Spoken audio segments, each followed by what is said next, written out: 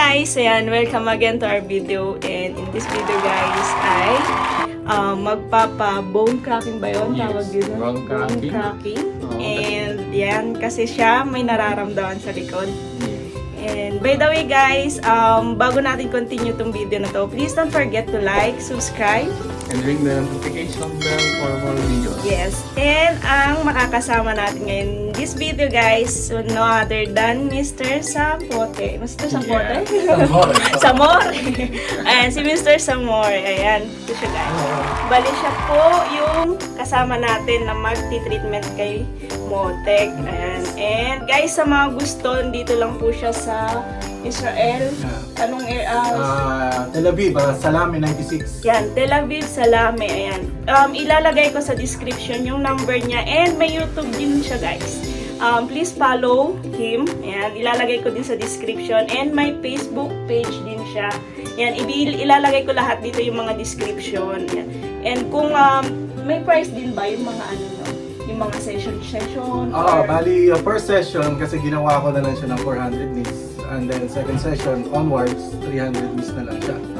So, may part ba na may price sa upper part or may price? No, actually whole treatment na ako eh. Kasi kagaya ng mga Israeli, kasi specific lang sila kung saan sila yung, kung ano na yung sakit, dun lang. Sa akin kasi hindi, full treatment na talaga ako. Asing lahat gagalawin ko, yung kung saan yung mas pwede dun na yung pwede pa siyang i-treatment na, ano mo yun, yung kung saan yung pinakamasakit niya. Doon nila mag-focus, doon ako nagtatagal. Pero lahat pa din. Lahat pa din, ganun pa din. Ayan guys, sa lahat.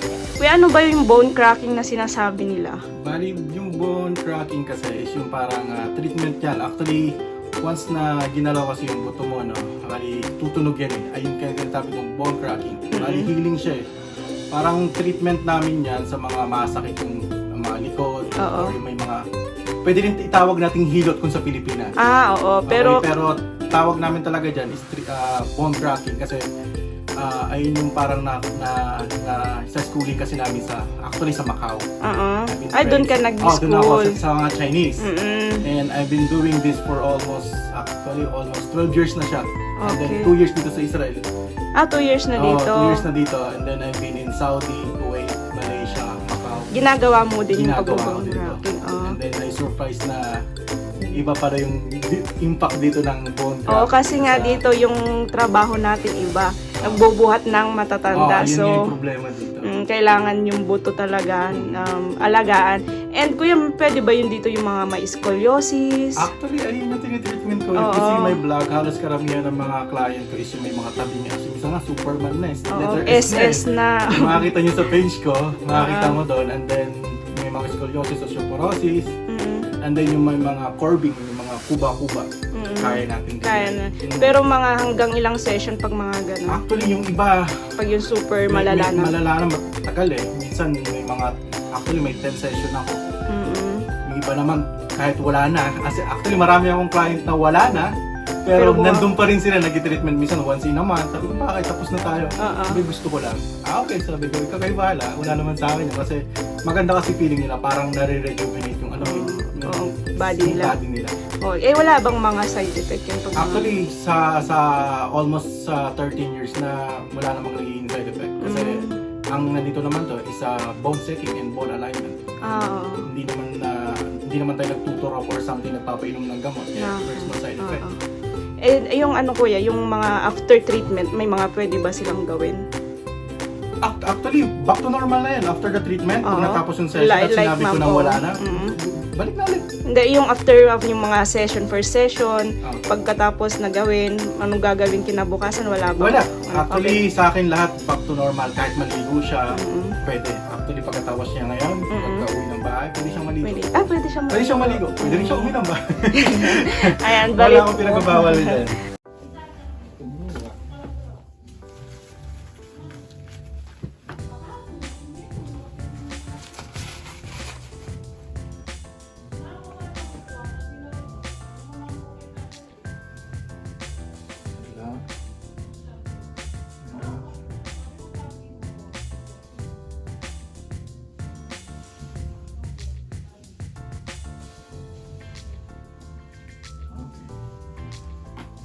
Oh.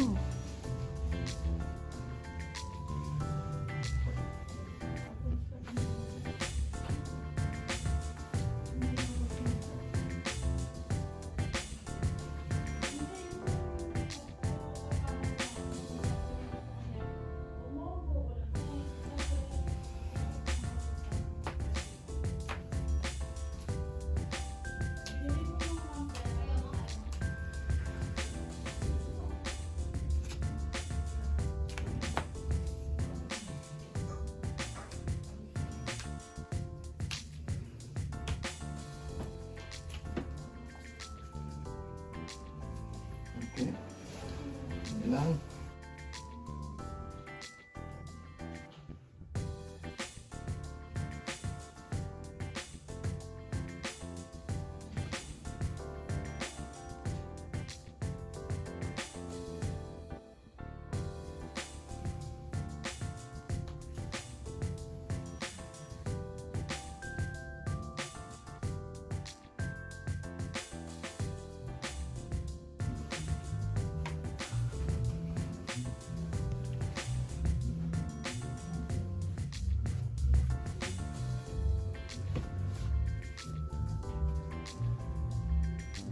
Ilang years ka nang gaganyan, kuya? 12 years. Dito na no? O doon sa Pinas pa? Sa Pinas, sa Saudi, Macau, Kuwait, Malaysia. Ah, pero sa Pinas ka nag-aral? Ang ganyan? Nag-train ako, nag-train din ako sa TESDA. Tapos sa Malaysia talaga, Chinese ang nagturo sa akin ito. Oh, Ano ka? Grabe na. Stress na stress yun. Okay. Sige, relax mo lang. Sige, hayaan mo na matumba. Hindi ka matumba.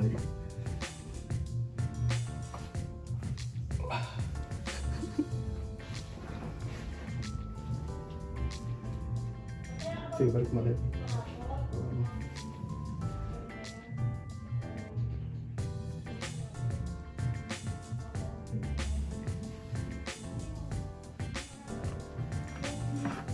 Wow! dami nun ay. Relax.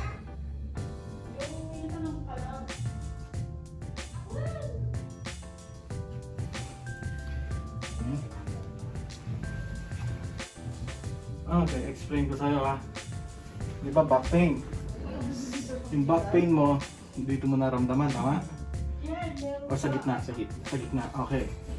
Much better pag in-spine kita, ibig sabihin kasi ng strength sa spine na ginagawa natin. Iyan natin, bali, papalawagin natin yung bulge ditch mo, okay? Ito, haatakin natin, saan tatama yan, sabihin ko sa akin.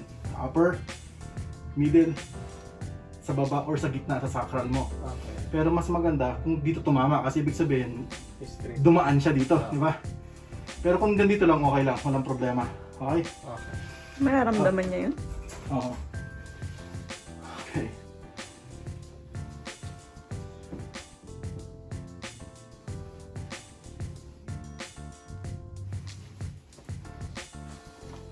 Okay. Okay. Inhale. Exhale. Deep inhale.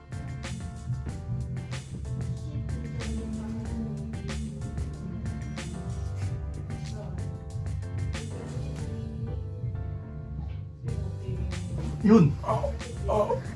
Rega. Yun, sa pool yun. Huwag mo lang gumlang. Relax lang ha. Ano?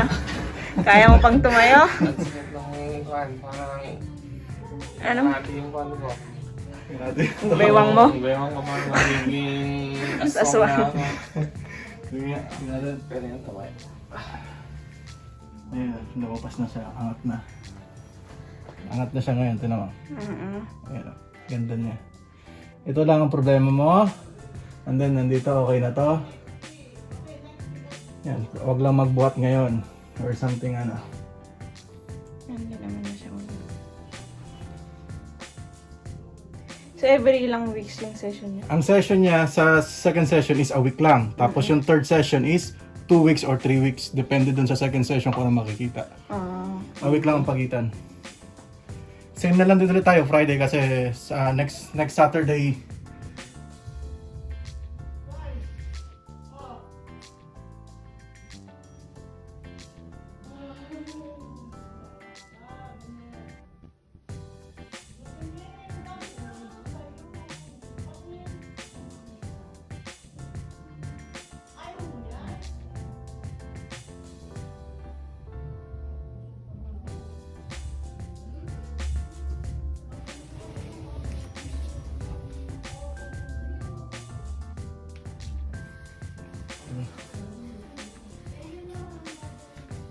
Daming tunog.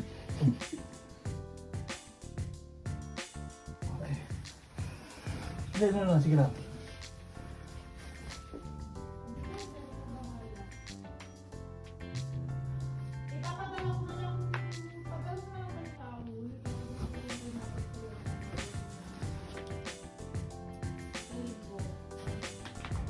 Okay.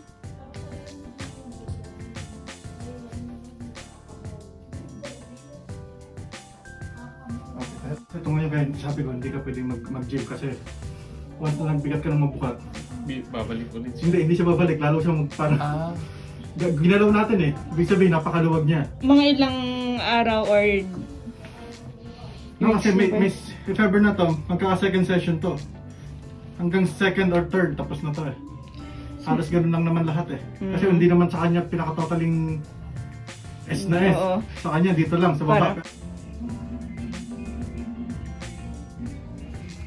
Okay, yan, sakto to.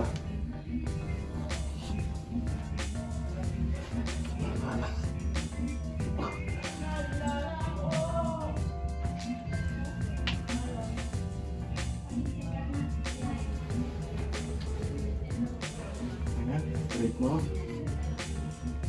Posture. Okay, yung bend mo ulit. Yan, okay. Ayan, kabisado mo na siya, okay?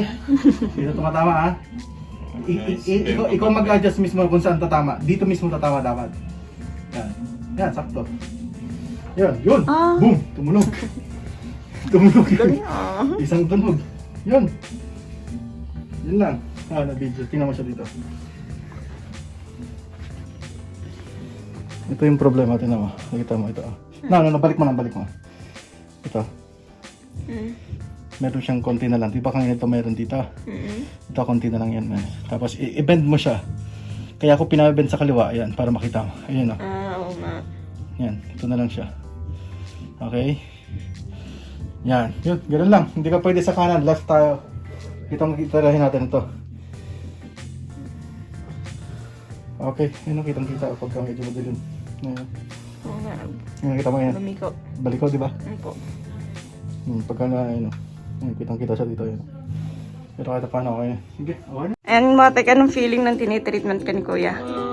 So guys, trinay natin to kasi medyo sumasakit yung likuran ko. Siguro sanay ng pagtanda natin. Hindi, kasi nga yung nature ng trabaho natin dito medyo mabigat kasi nagbubuhat tayo. So ginagamit natin yung mga muscles natin, lalo na yung sa pagbubuhat. So kanina, hindi ko in-expect na ganun pala. So yung likuran ko, feeling ko mababali talaga. So ang daming tunog guys. Napakagaan yung pakiramdam. Yes. Kasi kanina, after nung parang ano yung kaninang hinugot mo sa Bali likod. ang tawag ko doon, strap. Bali Okay. yung sa spine nun, bali hinahatak natin para lumuwag yung spine. Yes. So, kanina feeling ko mahati na yung bewang ko. Hindi ko naigalaw. Pero after a second, guys, Mas gumaan. Gumaan yung pakiramdam ko. So, this is our first session. Sabi ni Kuya, meron pa tayong second session by next week siguro. So, I-update let's na try. lang. Oo, Yes. i-update na lang sila. Update namin kayo kung paano yung progress ng aking treatment kay Kuya kasi sinabi niya sa akin meron daw akong mild scoliosis na. So, let's see. And maganda naman si Kuya, maganda naman yung kamay niya. Magaan. Oo, magaan. Hindi siya masakit. So, try nyo. Recommend ko si Kuya sa inyo. Yan, si Kuya. Yan, salamat Kuya.